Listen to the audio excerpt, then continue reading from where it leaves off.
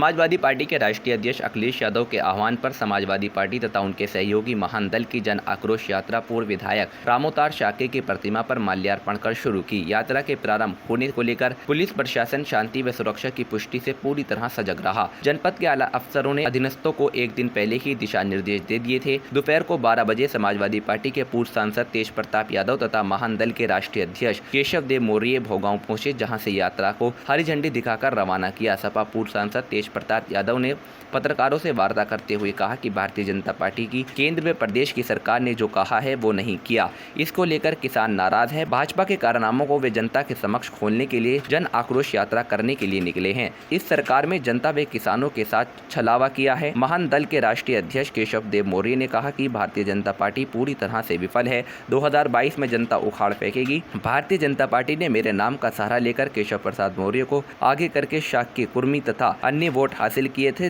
लेकिन ऐसा इस बार नहीं होने दूंगा। जनता समझ चुकी है कि असली केशव देव मौर्य किसका नाम है। हालांकि रैली के दौरान काफी लंबा जाम भी लग गया, जिस कारण अब नागरिकों को गर्मी में काफी परेशानी का सामना करना पड़ा। पार्टी पर एक आरोप लगा रही है। हाल ही में पूर्व मुख्यमंत्री का भी निधन हुआ है। समाजवादी पार्टी से कोई भी नेता वहाँ नहीं पहुँचा। क्या कहेंगे इस पर? अध्यक्ष जी कहीं न कहीं व्यस्त रहे होंगे। हम लोगों की पूरी सिंपैथी बाबूजी के लिए है और उनको हम नमन करते हैं। वो देश के आम जनमानस के बड़े नेता थे। हम उनको आज हम लोगों के बीच में नहीं है। समाजवादी पार्टी का पहले गठबंधन भी रहा है, वो हमारी पूंजी।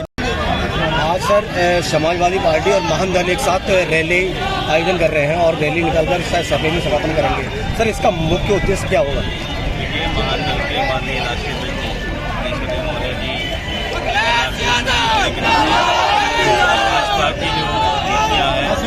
भाजपा की जो नीतियाँ हैं उसके बारे में जागरूक करने के लिए और समाजवादी पार्टी सरकार बनाने का संकल्प लेकर निकले हैं और हर जिले में जाकर बीजेपी सरकार हम दावा कर रही है कि अब की बार जो है 240 सीटों से वो जीतेगी चुनाव मैदान में। वो अच्छी तरीके से तैयारी बीजेपी उस पर दावा कर सकती है। बीजेपी की बातें उसके काम में कितना अंतर आता है और इस बार प्रदेश के लोगों ने ठाना है कि सरकार को खाद फेंकना दोबारा समाजवादी पार्टी सरकार। समाजवादी पार्टी और महान दल संगठन एक साथ होकर जो है चुनाव मैदान में उतरे हैं। सर किस तरह के परिणाम आएंगे? परिणाम तो ऐसे ही बहुत अच्छे आने वाले थे। बाबा जी को तो ऐसे पोल खुल गई है, कोई काम किया नहीं। कोरोना काल में शराब की दुकान खुलने से कोरोना नहीं फैलता है, बाबा जी का मानना है जी। और बाकी दुकान खुल जाए तो कोरोना फैलता है, स्कूल खुल जाए तो कोरोना फैलता है। तो बाबा जी तो वैसे जा रहे हैं। समाजवादी पार्टी भारतीय जनता पार्टी को हराने में अकेले सक्षम है। लेकिन आज मैं साथ हूँ और मैं उन वोटों को काटकर समाजवादी पार्टी को दूंगा, शाक्य सैनिक कुशवाहा मौर्य को, जो समाजवादी पार्टी का कभी वोट नहीं था। आप जो जिस तरह की ये जात पात की बात कर रहे हैं, बीजेपी ने भी केशव प्रसाद मौर्य और स्वामी प्रसाद मौर्य का चेहरा दिखाकर जो है ना अपनी सरकार बनाएगी। सर कितनी सीटें देंगे आप जो है ना एकजुट होकर? 2017 में स्वामी प्रसाद मौर्य, केशव प्रसाद मौर्य चेहरा दिखाकर वोट लिया गया, लेकिन काम समाज का कुछ नहीं हुआ। सबसे ज्यादा अन्याय भारतीय जनता पार्टी की सरकार में शाक्य सैनिक कुशवाहा मौर्य समाज के साथ हुआ।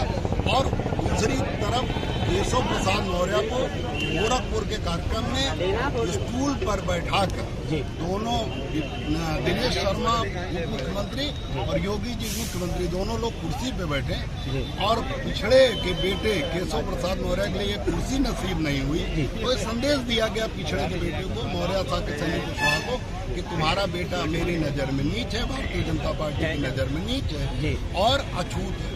तो इसके बावजूद बेशर्मी से दोनों नेता वहाँ बैठे हैं और समाज जानता है, शाक्य सैनिक कुशवाहा मौर्य समाज इस बात को जानता है कि यादव समाज और जाटव समाज को हक हिस्सा कैसे मिला, उनको सम्मान कैसे मिला। जब तक पार्टी नहीं होगी हक हिस्सा नहीं मिल सकता।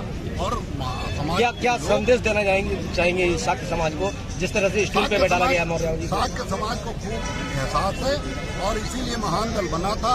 महान दल ने 2012 में भाजपा को 50 जगहों पर हराया था। भारतीय जनता पार्टी को महान दल ने 2012 में 48,000 वोट पर सेकंड स्थान दे दिया था। कई जगहों पे 2 दर्जन सीटों पे 35,000 32,000 वोट मिला। हम महान दल को कमजोर करने के लिए केशव प्रसाद मौर्य की पैदा किया गया। महान मेरा भी नाम केशव प्रसाद मौर्य है, इसलिए मुझे कमजोर करने के लिए इनका जन्म हुआ, ये बात साध्य समाज जानता है। और इसीलिए आप देखिए लाखों की संख्या में उमड़ा हुआ है और अपने महान दल और समाजवादी पार्टी गठबंधन। अगर ये चर्चा है कि जो है ना ये महानदल और समाजवादी मतलब एक ही पार्टी हो जाएगी, यानी विलय हो जाएगी महानदल, क्या ऐसी चर्चा है? ना तो इस प्रकार का मेरे सामने ऑफर है, न इस ऑफर को। आज ये जो एक आयोजन किया जा रहा है, किस चीज का कार्यक्रम है, इसका क्या उद्देश्य है?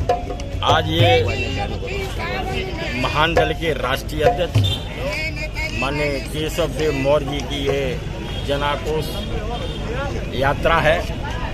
समाजवादी पार्टी में इनका समर्थन है और ये पूरे प्रदेश में रथ के माध्यम से माननीय राष्ट्रीय अध्यक्ष केशव देव मौर्य जी जा रहे हैं। इस भारतीय जनता पार्टी की गूंगी बहरी सरकार, इनके जो सिद्धांत हैं बिल्कुल जनता के विपरीत हैं और समाजवादी पार्टी और महानदल ये दोनों लोग प्रदेश में जो भारतीय जनता पार्टी के पूरे कृत्य हैं, चाहे नौजवान की बात हो, किसान की बात हो, उन्होंने वादे करके कोई काम नहीं किया है।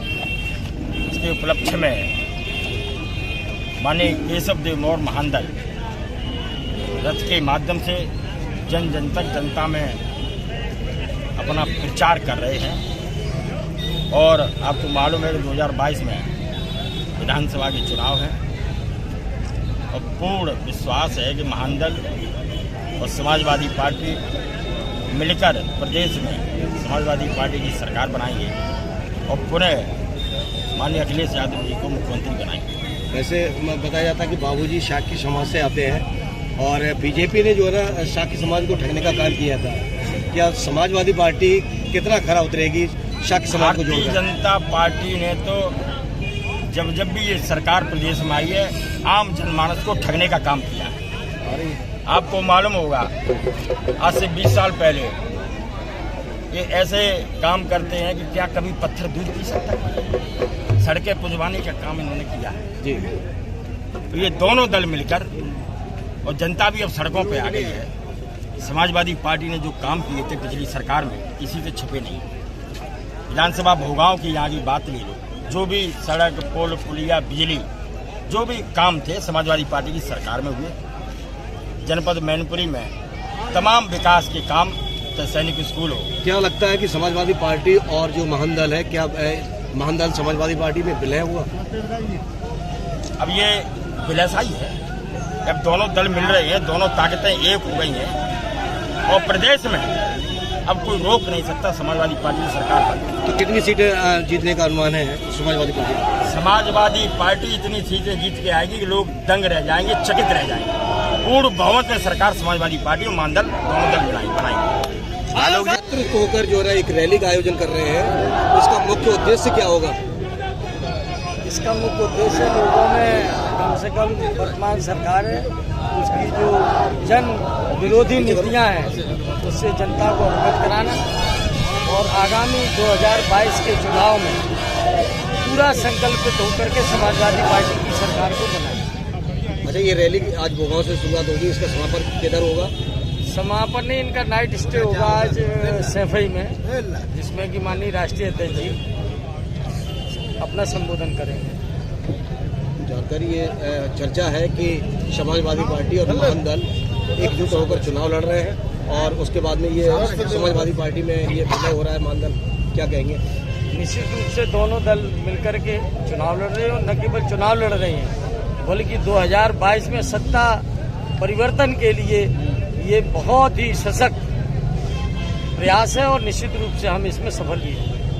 भारतीय जनता पार्टी को हराने के लिए जो है ना सारी पार्टियां एकजुट दिखाई दे रही हैं, क्या परिणाम आएंगे भाजपा के? सारी पार्टियां नहीं एकजुट हो रही हैं, सारे वर्ग सारे समाज के लोग आज पूरी तरह संकल्पित हो रहे हैं, एकत्र हो रहे हैं। इस भारतीय जनता पार्टी के कुशासन ने जो 5 वर्ष लोगों को लूटा है, लोगों को ठगा है, लोगों को छला है, तो हर आदमी एक दूसरे से हिल मिल करके जुड़ करके इसको पूरी तरह उखाड़ फेंकने के लिए तैयार है। वो की ले यार।